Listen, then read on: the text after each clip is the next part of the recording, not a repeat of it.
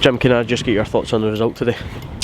I think the result is fair, James. Rangers were excellent. We were hoping for a similar level of performance to Wednesday night. We knew we weren't going to have a lot of the ball. I thought in the whole, the shape of the team was actually quite good. Jack Annex had to make a few good saves, no getting away from that. But I think the most frustrating thing for me was the manner of the goals that we conceded. If somebody puts one in from 25 yards, a decent strike, you don't mind that. You don't mind if one of the goals where Rangers are, good, fast, free-flowing football and they cut you open, you can accept that as well. But I think the two goals that we concede from the set play and from the cross in the wide area is what disappoints us most, I think. But look, it's been an extremely challenging couple of weeks, James. We're not going to make any excuses about what happened today.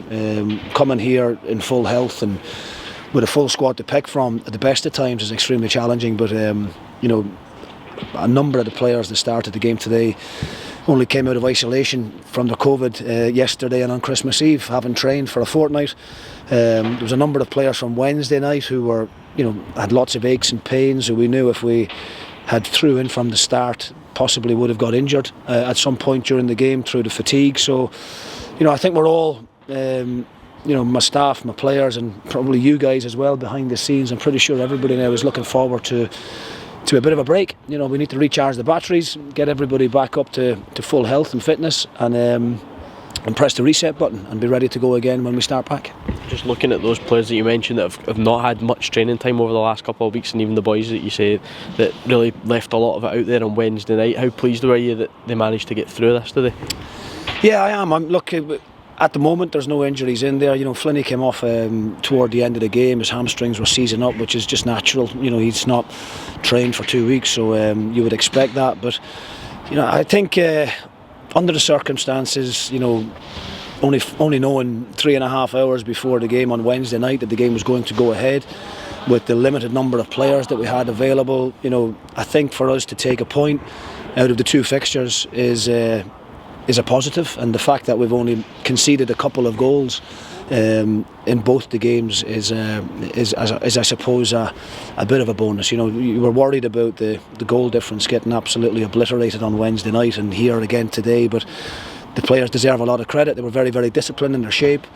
We didn't offer a great deal going forward in either game. There are one or two positives I can take from it. I thought Jay Henderson today again was a bit of a bright spark for us when he was on the ball. He tried to be positive and he tried to make things happen.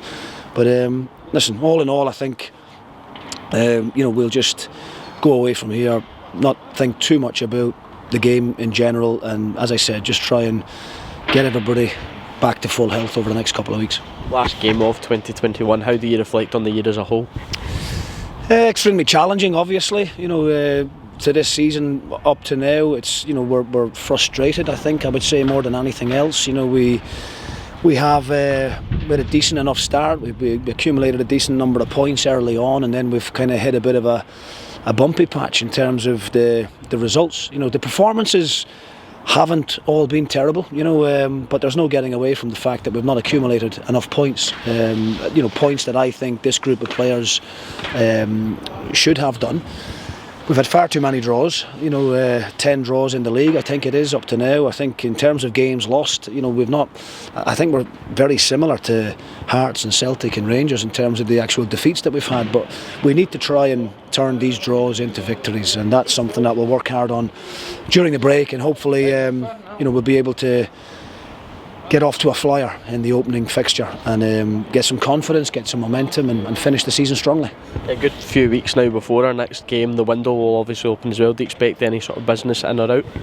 Yeah, I mean, look, we've got targets, obviously. There's not a huge amount of money in the budget. I believe we built a strong squad in the summer, and we will try and add to it. I've spoke about the pace. We need a bit of pace in the team, and that's something that we'll try and do. There's obviously going to be one or two players within the squad who are not going to be happy with the lack of game time up to now as well, so there might be one or two go the other way as well. But I don't want to lose anybody. I would love to be able to strengthen, and that's what we'll try and do over the coming weeks, and we'll hopefully come out of this break stronger than the way we finished it. Just lastly, as I said, the year coming to a close, a little message for the fans. Yeah, look, as always, 2021 has been extremely challenging for everybody.